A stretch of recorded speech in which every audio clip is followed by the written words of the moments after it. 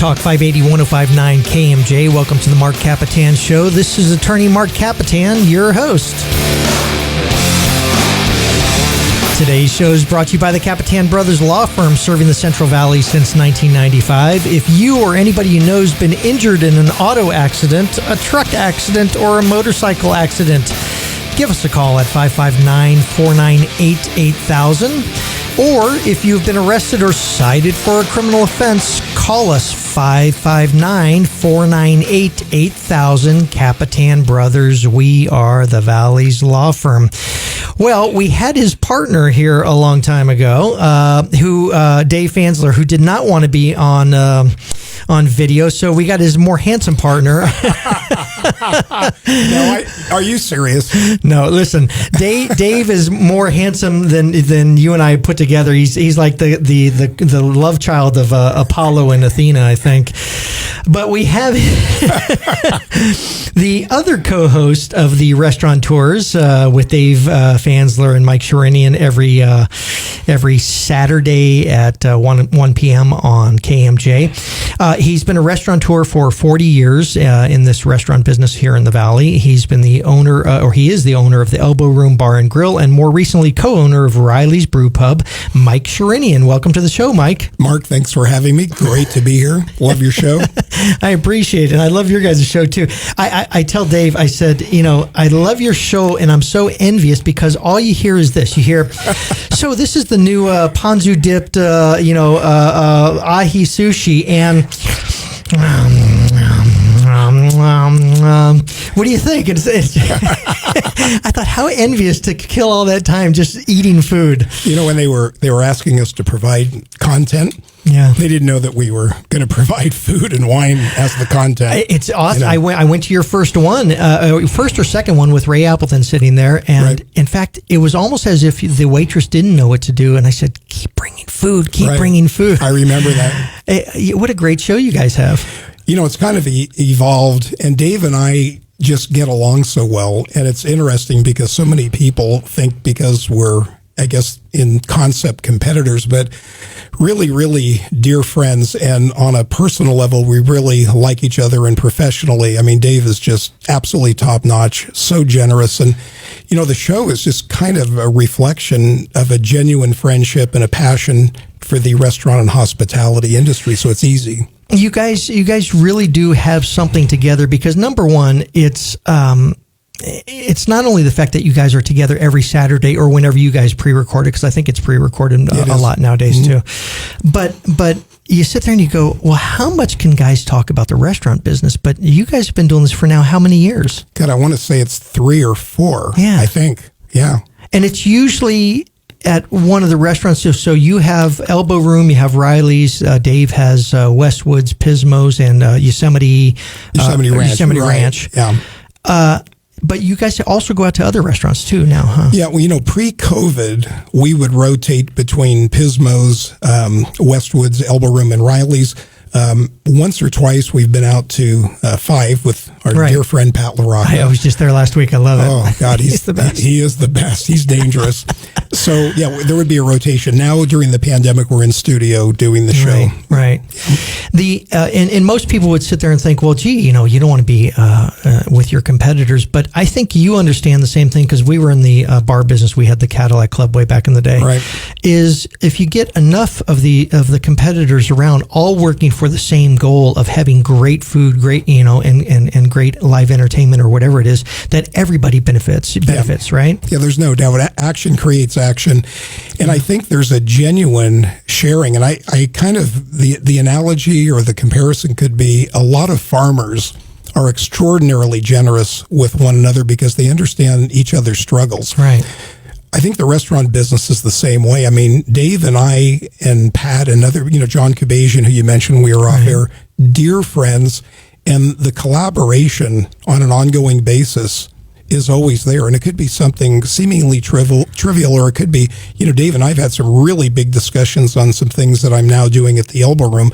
So it's really I can't qualify it in any other way other than it's a genuinely true friendship, and it's let's help one another. Yeah, it reminds me of the days we were in the bands. Is back in the day we would always fight each other, and now that we're all older, we all realize no, let's all help each other. Yeah, yeah, and because it also inspires, like it would inspire great music. It inspires one to do better than the other in a healthy competitive way, and like I said, it raises all boats because now it's safe to say that the status of dining in Fresno is so far and above what it was maybe 10, 15 years ago these days. Yeah, there's no doubt about it, and I know my mantra always is the Elbow Room. We're not good enough, but we are aspiring, and the staff additions, collaboration. I mean, Dave and I literally talk every week more than once about. It could be in a number of things. It could be a recipe. It could be staffing. You know, the notion that we have a lot of great places to go and people are out spending money because they have a wealth and a diversity within the restaurant community, that is healthy. I grew up in San Francisco. I never knew I was going to be in this business, but my father had 2 theater lounges in Union Square right near the St. Francis Hotel. Wait a minute. Okay, what theater lounges? It's called the Geary Theater and the Curran. Yeah, my dad. Your dad, what do you mean he had them? He owned them? Yeah. He owned the Curran Theater? No, he owned the bar across the street. Okay. Piano bar. You might see Ben Vereen in there. Absolutely. And, from 1950 to 1980. He retired the year I bought into the Silver Dollar, but my dad was there. And then the Geary Cellar, where ACT performs, down under street level, thus they call it the Geary Cellar. Right, yeah. And that was another great place, and it was like blowing and going. Oh, no kidding. Yeah, but you could fall into 100 places. I mean, literally, if you're downtown like that, you could fall into 100 places. And my dad, guy that had like a 10th grade education, but he was very, very street smart. He said, Mike, don't worry about anybody else. Just take care of yourself and be helpful to the others that are struggling like you are to to build your reputation. Where'd your dad come from? My family on that side, they fled Turkey in 1916. My grandmother was pregnant with my dad. They landed in Cambridge, Massachusetts. He was born there. They then came to Selma. Yeah. My real grandfather, who I never met, was shortly thereafter killed in a car accident. He fled Turkey. And came here. They had a farm, in Selma, and then they ended up going to San Francisco. And so my father quit school between the 9th and 10th grades, but my dad spoke English as a second language. Right. And then he spoke really fluent Italian, pretty good Greek, and some Yiddish. Really? Hebrew. Yeah, because we were right next door to David's delicatessen.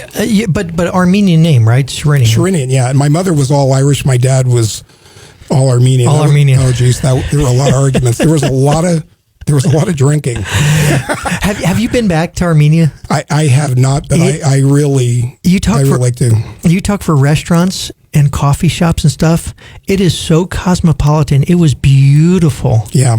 I was talking to Rob Soroyan.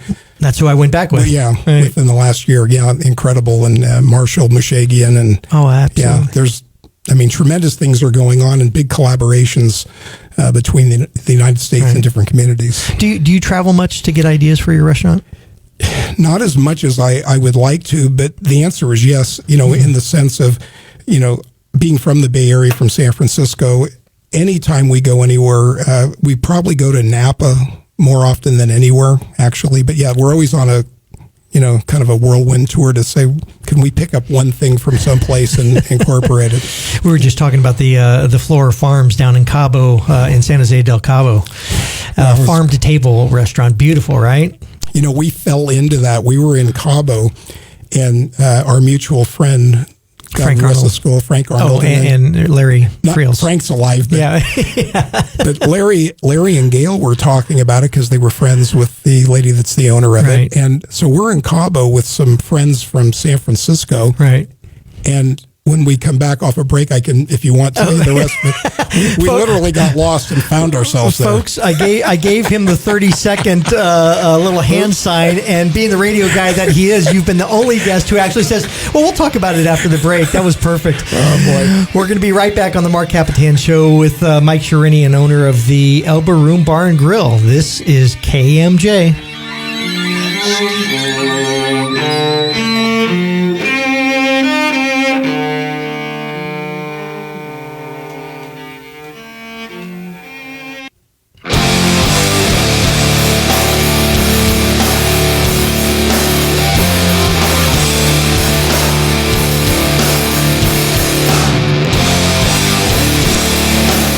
Talk 580-1059 KMJ. Welcome back to the Marc Kapetan Show. Today's show is brought to you by the Kapetan Brothers Law Firm, serving the Central Valley since 1995. If you or anybody you know has been injured in an auto accident, a truck accident, a motorcycle accident, a kitchen accident, right? Any type of accident, give us a call at 559-498-8000. Or if you've been arrested or cited for a criminal offense, folks, do yourself a favor. Give us a call at the Kapetan Brothers. It's a very simple one phone call. My assistants will pick it up and we'll be happy to give you all the advice you need. The number's 498-8000, 559-498-8000. We are back on with the owner of the Elbow Room Bar and Grill and of Riley's Brew Pub, Mike Sherinian. Mike, I just got back from Mexico. I went to Flora Farms. You were talking about going to the great Flora Farms in San Jose del Cabo. So we are staying with friends in Cabo, and they have some place that I don't recognize, but we're driving there. So now this is 3 years ago. So we're off the main road, and we're on this dirt bumpy road, right? Right. So we come to this fork, and we don't. My friend Kevin, who's driving, who lives there part time, says, I can't remember whether we're supposed to go left or right to whatever it is. And this car comes. And we flag him down, and he stops and rolls the window down.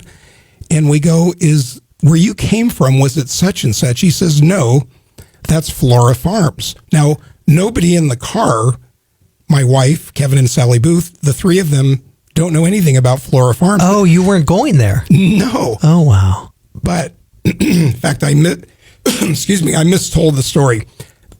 The guy says to us, "We just came from this really terrific place." He didn't say what the name was, right. but it wasn't the place that Kevin and Sally were asking about. So just for the heck of it, we said, we'll go there because the guy was saying effusively how great it was. Right. So the minute we pull up to it, I'm going, and we get up and they've got that out, it's all outside. Right. But we walk in, I go, this has to be Flora Farms. We're at the bar and they've got organically grown vegetables. Right.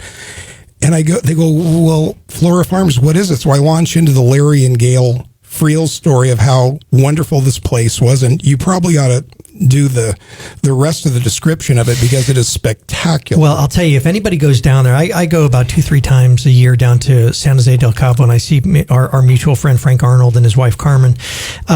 The first time I went, maybe 15 years ago, and Flora Farms, it was their first year open, and literally the paved roads that lead to the dirt roads hadn't even been built yet. It was all dirt roads in the town everywhere. So you take this dusty ride, you come down this hill that they have a new driveway, but the first hill was like you were Evel Knievel jumping over, whatever, and they had those big, huge ramps. You go down a hill like that, and then all of a sudden you're in this garden paradise in the middle of nowhere. And there are no roofs. They got a bit of a roof now, but there's no walls, and it's open farm table, from farm to table dining, and it's just spectacular. The food's great, and the atmosphere. And Frank was like, let's don't do it this year. And I said, no, we got to go. And he goes, you know what? I thought better of it. This is our happy place. Let's go. Yeah. So we went again this time. I mean, it's so stunning, and it's not contrived. Yeah. Very natural. Yeah. There's a feel to it. And I know things have developed around it since we were there. But when you're on that spot, and I made the comment when I got back to Larry, I go, I see Flora Farms on that lower portion of Dragonfly. Yeah. I mean, really. So, if you ever get a chance, anybody out there to go to Flora Farms, it's almost like a secret we shouldn't tell anybody. Well, yeah, exactly. And we have told enough people. Yeah, exactly. There's a couple others down there. But, listen, speaking about secrets and stuff like that, there's something that's not a secret in town, and that's called the Elbow Room. You've owned that for how long? Since June 1st, 1994. So that's 26 going on 27 years. Okay. Yeah. How did you tell me about the history of it? I know it started in like 1955. I read about a guy named Vito that owned it for 6 years, Vito Guido, right? Yeah, there was a couple, the original owners, and the location was at Palm and McKinley. And is it that little shack that's shown in that photograph that you have on the wall? That really is it. That was a house that they converted to the Elbow Room. I wasn't around in those days. And a couple owned it originally shortly, and I believe it's within a year, Lee and Vito Guido. Right. Okay. And Vito, you could lean your elbow on him. He was maybe 5 foot tall. And they made just a great run of it there. It moved then around 1970 or 71 to the Palm and Shaw location, which is now the Limelight. And Stan and Diane Bean, God rest their souls, they bought it from Lee and Vito in 1981, and they did very well. And they wanted to sell it in 94. I was at the Silver Dollar. Sadly, Stan Bean's father had passed away, so the family was just, grieving. It was a tough time. And so I ended up buying it with Jack Williams, who's a commercial realtor at the time. So I had a partner then. And then in March of 97, we moved to Fig Garden Village, and the location where we are now had sat empty. It's been there that long. Yeah. Wow. Yeah.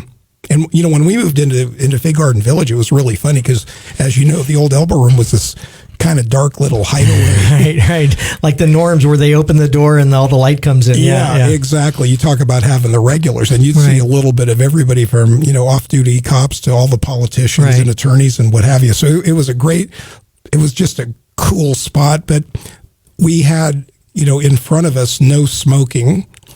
So that was outlawed. And then our landlord wouldn't let us put a patio in and what have you. So Fig Garden Village, called, and again, it had been sitting empty where we are. That building had been sitting empty for 2 years. What was it before? I don't remember. It was Dave Milutanovich had it. It was called DeMille's. Oh, that's right. And before that, it was Borelli's. Bob Borelli and his family daughters ran it. So we moved across the street, and somebody goes, are you going to start hanging ferns in the place? And, ironically, I exactly copied the old elbow room so that when people went across the street, they felt comfortable. I mean, right above the bar, the same material, the distance from the bar to the booths, I had it all measured out. Oh, the exact same. I mean, layout and everything. Yeah, now granted, it was a bigger place, but the visceral sensation was people walked in, and I had the same wood put onto the walls. Right. And it was just kind of, at the time, it was not the opportunity to evolve it to something different. Now, you go in there today, I remodeled 7 or 8 years ago and made it quite a bit different, which was appropriate. We put windows in and a lot of things to make it, more, contemporary. The patios I have and what have you. We have 2 very large patios. So. There seems to be something to me, though, that always attracts me to the restaurant like this, whether it's your place, whether it's Richard's or anything, is a rounded red leather booth. Yeah. And there's something about it. I don't know what that is. That was a purposeful thing on your part to sit there and say, hey, that's one element that I got to keep. Yeah. Mark, it's almost like the evolution of an automobile. If you looked at and I'm not equating this to a Jaguar, but if you looked at a Jaguar from the 50s, 60s, 70s, 80s, and beyond, there is a commonality of line to it, and the line can refine over time. So the project objective at the time was to create a new restaurant in terms of the materials, but the period had to be preserved so that you didn't feel that it was old as in worn. Oh, I get it, yeah. But it had to be a period piece so that the guest who was there last week, and we remodeled it this week, let's say, you had a continuity of feel. Right. Now you go out onto the elbow room patio, that's like you're in Carmel. We got teak tables, the whole looks different. You go on the west side and it's like you're in Napa Valley. That was a different project altogether. So it's really like having 3 restaurants in one, in a sense. Yeah, I sort of miss that in some of the you could call them hipster restaurants or something, because they don't have that comfort of that old school booth, and I don't get it, Yeah, it's just kind of us. It's kind of you guys? It's just kind of is it because we are old, or is it because our bodies can't take the hard surfaces, or what is it? Maybe that's it. But what's really funny is I have kids that love it. Yeah, I love it too. It is that old school feel. It's like you're going back in time. I dig it. I'm gonna take us out of this break instead of you. So we're gonna be right back after this. This is the Marc Kapetan Show, and we are here with Dave Fansler, Mike Sherinian from the Elbow Room. This is KMJ.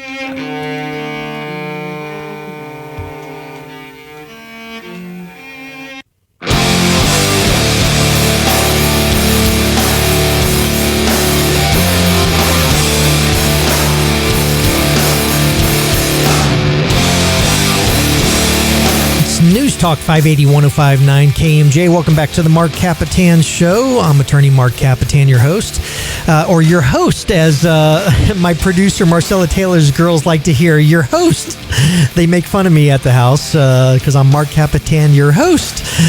Hey, folks, as always, this is brought to you by the Kapetan Brothers Law Firm. I'm serious, folks. If you've been arrested for a criminal offense or if you've been cited for an offense, give us a call. And also, I'm going to pot down this music.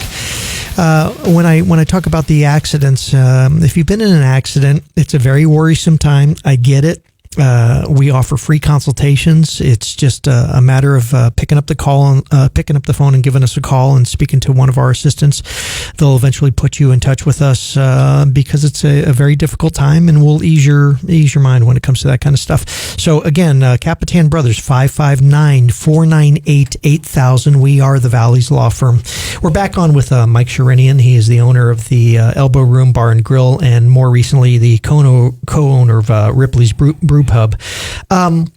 We're talking about the history of the Elbow Room. Eventually, you take it over, and I want to ask, I'm going to go back in time with you a little bit, but I want to ask one thing specifically about the Elbow Room and the decor. The collage that's there. There's a collage that's there that has tons of people, and I've heard that are they movie stars and old people that used to frequent your place? Every single one of them was sitting at the bar in the fall of 1996 while we're putting the project together to move into Fig Garden Village. Right. Conrad Jimenez, who lives in Old Fig with his wife Christine, he's a great artist and a designer, and he does many, many other types of projects. But I'm at the end of the bar at the old Elbow Room, which again is now Brandon Smitkamp's place, the Limelight. Oh, yeah, right. And I said to Conrad, how cool would it be? Because I won't name all the cast of characters there, but you would know most of them. And I said, why don't you paint a mural as an ode to the regulars? You know, they're shaking dice for drinks, right. And it's kind of a who's who. And Con says, great. So he comes in over the next week, and I'm kind of schmoozing everybody at the bar, say, hey, look, Conrad's here. We're going to move across the street. We want to take some photos for old time's sake. Well, he's taking pictures of their faces. Oh, my gosh. So he then painted them into this mural. So we unveiled it the very first day, and the regulars came in. Even one of our dear friends here at KMJ is on the mural. Really? Yeah. Who? John Brodsky. Oh, you're kidding me. No. Oh, you got to point him out next time I'm there. No, I'll do that. In fact, John and I did a radio show, a sports talk radio show in 1980, live from the Silver Dollar when he first came to town. Oh, that's when I met John. I remember that. Yeah. He's a very bright, critical thinker. I like him a lot. But yeah, so that was how that mural came. And then too funny. And then later at the this would have been the end of 1998, after I was federally indicted with some other folks on a bogus gambling thing. We were acquitted. Okay, I knew nothing about that, by the way. I swear to God, I did a ton of research, and somehow you've cleared the internet of that. Really? Yeah, I swear to God, I don't know about that. Well, I guess if you get acquitted, it didn't exist, right? Good for you. You got a clean record. Good for you, buddy. So we decided I said, here's the deal. If I had the emotional capacity, Robert Wilkinson, my attorney, and this would have been a screenplay for the bungling from the federal government. Right. It was unbelievable. Even my mother needled me, and she says, nice job, funding the prosecution and the defense. Your tax dollars hard at work. But we did another mural, which is on the north wall, as you were walking to the restrooms, and in there, you've got every attorney that was representing the defendants, and it was Roger Nuttall. Right. Who was yours? Robert Wilkinson from Baker Manor. Right. Danny Bacon. Oh, that's funny. Love Dan Bacon. I love Dan. Yeah. Armand. Roger Emmerich, Roger Nuttall, and Marshall. Hodgkins. Marshall Hodgkins. Yeah. No kidding. That's great. So littered, I use the term, graciously, but littered in this mural are those attorneys. I said, you got to sneak it in for time memorial. No wonder every time I meet Roger for a drink, it's always at the Elbow Room. I didn't know that. Is he just one of the nicest, genuinely nice human beings God ever put on earth? Absolutely. One of the sweetest guys I know, and one of the hardest working attorneys. I mean, he suit and tie all the time, and I don't get it. I go, you really love doing this, don't you? He goes, oh, yeah. Yeah. Well, actually, I take that back. He says, yes, but it also pays pays for my racing career as a race car driver. Yeah, and his daughter Amy is lovely. Their whole family is whole great. thing. Yeah. Okay, speaking of family, see how I do that? Okay, Armenian family. Yep. Was the restaurant business, I always liken it to our family. I used to sit there unconsciously looking at my grandmother cooking, and I remember her little hands taking a handful of this, a pinch of this, never a measuring cup. Right. And I cooked the exact same way that she cooks. I love cooking. How much of that was part of your family back in the day? You know, it was really 100% of our family, because my grandmother from Armenia never spoke a lick of English, and she landed here, I think she was 20, giving birth to my father. And she lived to be almost 80 and knew little, if any, English. My mother, who spoke no Armenian, learned to cook from her by sight. And it's, as you know, depending on the cuisine, it's about how do you correct the seasoning. Okay. Right. And somebody has to show you the texture, and you have to taste it, because if you're using onions or whatever you're using, where they're from, every crop's going to be slightly different. So otherwise you could just follow any recipe and you'd be Emerald Lagasse. Oh, I've never thought about that. Yeah. So when you grow a crop, some onions are going to be sweeter than others, some are going to be much stronger than others, and you have to adjust accordingly. You just can't have a cup of it. Well, that's why if I lived in New York for a year, most of the tomatoes come out of New Jersey, or things come up from Florida. So there's a French saying that translates to the earth, the water, and the air are what convey the flavor. Thus, you go to Chicago, product indigenous to that area yields something very different on the palate. My family in Greece, they send us bags of oregano all the time, and I don't know how it gets through customs, because it's a bag of leafy green stuff. No, they're paying them off. But I gotta say, I have them in a plastic jar in my house, and Tupperware thing. And my friends will say, "What's that you're pulling out there?" I go, "If you're going to use oregano, it has to be from the old country." I mean, now they're getting better, and it's getting better, but there's a fragrance to it that you just don't get around here. Yeah. Well, so when you make dolmatis and different things, there you go. My mother used to make yalanchi dolma, which is the Armenian version of that, and it was so wonderful, because my mother really, really paid attention, and it was just wonderful to be able to carry on that cuisine long after my grandmother passed away. So we were very blessed from that standpoint. Did you cook? I mean, did you ever go to culinary school or anything like that? No, I've got a master's degree in audiology. I used to do clinical research audiology at the California Ear Institute in Palo Alto. Really? Yeah, that was my other life. One of the other senses. Yeah, I was on the team that developed the first laser in the world for microsurgery. I was on the diagnostic side. I used to present our research at professional conferences. How did you get into, wow, that is a big change there. How did you get into restaurant business?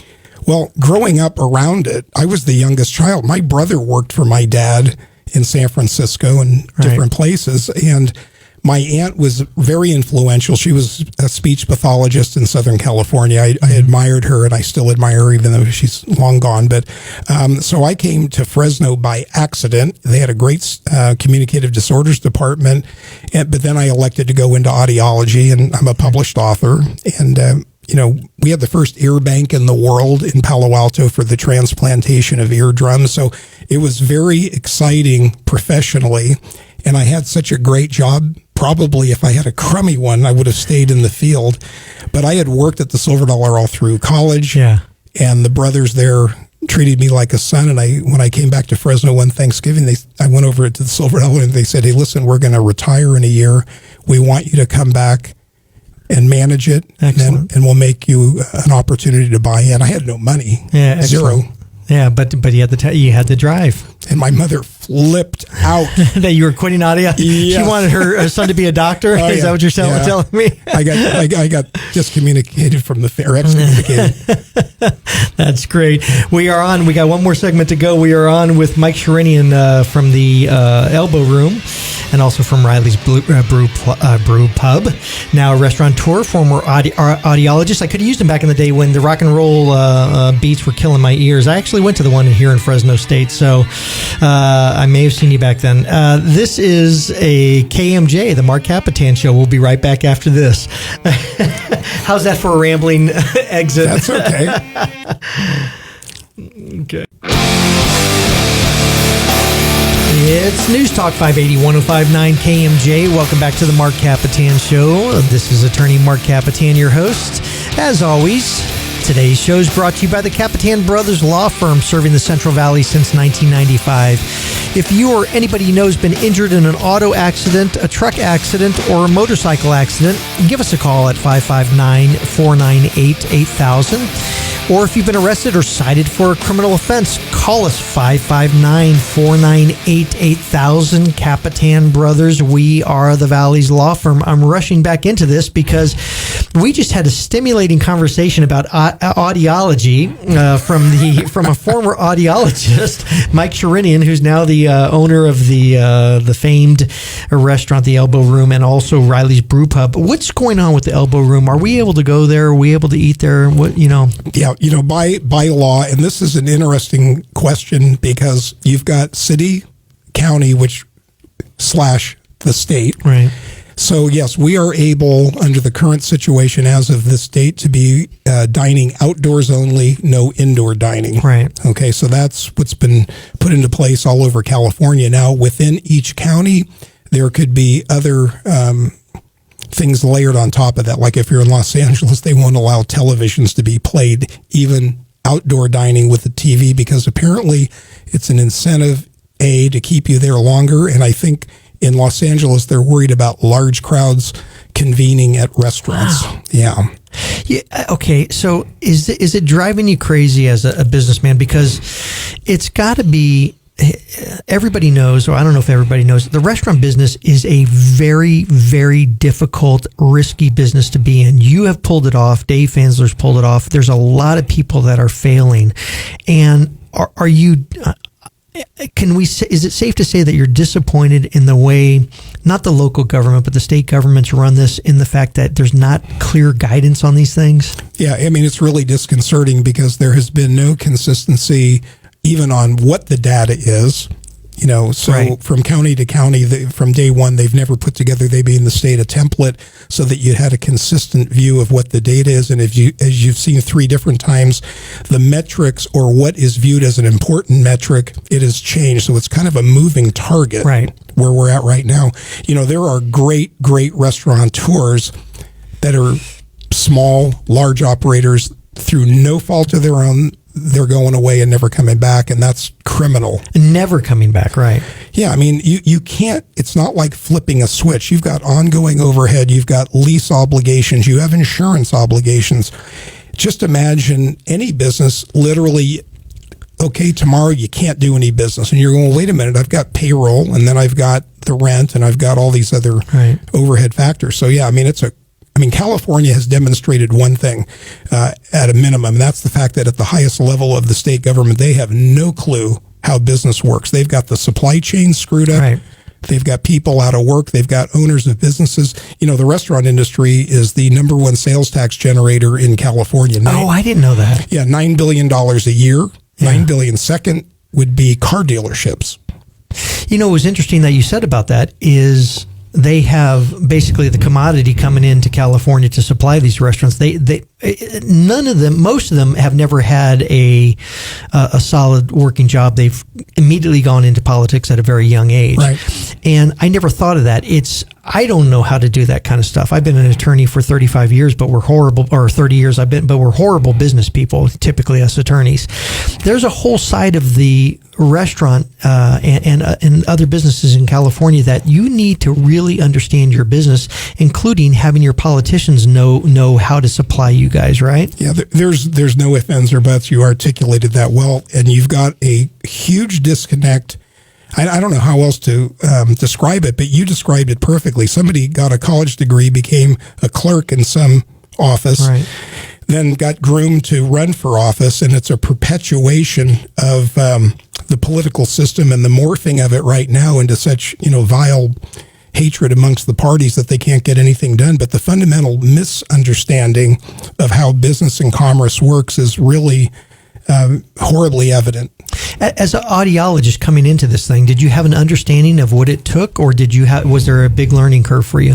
Well, I was fortunate. Jimmy Sid and Tommy Sagatellian really trained me incredibly well at the Silver Dollar when I was the years I was going to college. And my father, I worked with briefly when I was in Palo Alto. I'd duck in on the weekends and help him at his places in San Francisco. Really what I know now, I should have been absolutely terrified when I took over the Silver Dollar. I mean, yeah, right. I was just dumb enough to be successful. Well, and you also had the luck of the fact that the Silver Dollar was probably the greatest hangout for people to go to during those times. Yeah, I mean, I felt it was a tremendous honor to be following them. I didn't see it as a burden, but I understood exactly how they did it. And I don't want to pat myself on the back, but I was smart enough to do it just like they showed me. Right. I mean, if it's not broken, why do we have to fix it? Now, did I augment and grow it? Because every business has to evolve and change. And, it's kind of like driving your car, a business. Right. And if you fixate on the hood ornament, you're going to crash the car. And I think Dave Fansler is great at looking down the road. Where do we go? How do we evolve? I love that analogy. That it's a long-term prospect for you to do a restaurant like that, and you have to look way down the road, right? You do. I mean, this would be no different than you and your clients. I've got to take care of today. Now, right. I'm also looking down the line. How's the law evolving? What's the political impact on the court systems? And I don't know your world, but in the restaurant business, you really need to understand, what you've got to be looking at life through the guest size. Well, what's funny is when we had the Rock and Roll Club, the Cadillac Club, after the first year, we made $990,000, and we I think between four partners, and they were my brothers, I wasn't one of the partners, netted $20,000. And so 3 years later, we're like, we've had enough of this. We made money and stuff like that, but we had other issues that we had to close down the business, et cetera.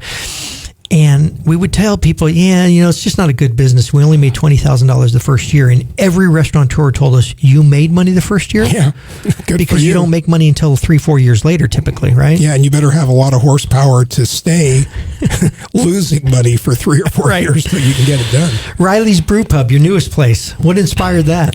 Dan Riley, who is Riley's Brewing, he and his wife, Tammy, longtime residents in Madera, local brewer, came to me and said, what, I really want to do a brew pub. And I did it because there's a story behind it. It wasn't, let's just go open, something contrived or a copy or a compilation of some brew right. pubs. And I was compelled by the family story. His grandfather started brewing beer back in the 50s. And then Dan's father, and now him, and Dan makes whiskey and vodka and gin, distilled spirits. Oh, wow. He's a very capable guy. He also has a company called Steel Structures, and they build huge vessels for Harris Ranch and those big milk trucks and stuff. But no, that was the inspiration for it. And I said, what?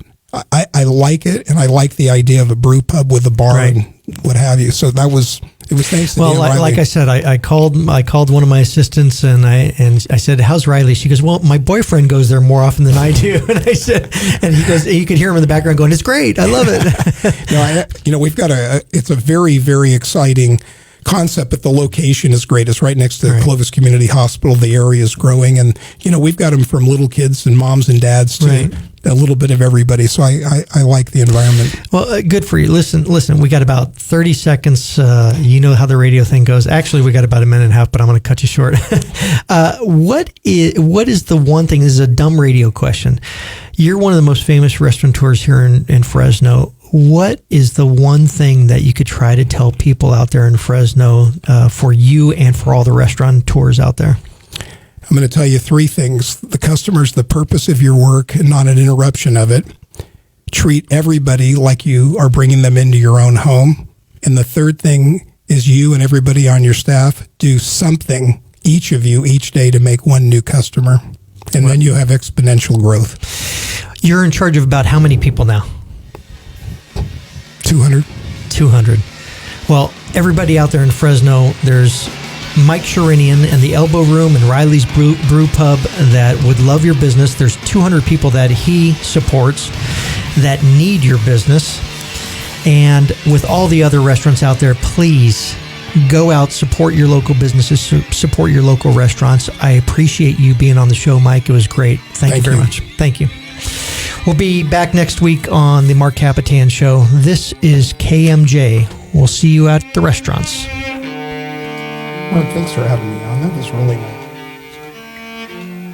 No problem, Dave.